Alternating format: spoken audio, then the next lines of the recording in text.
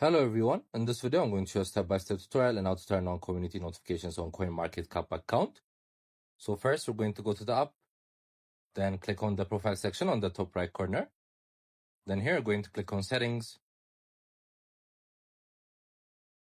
then click on push notifications. So once you scroll downwards under the community options, you're going to turn them all on. So from now on, you're going to receive mentions, follows, likes, replies, reposts, and polls.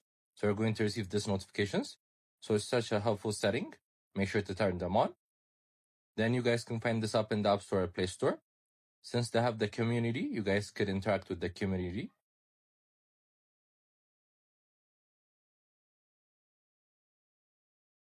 We also have different videos in our how to tutorial playlist. Make sure to check them out. I hope you guys like this video. Subscribe for more, like for more, share for more. I hope to see you again. Goodbye.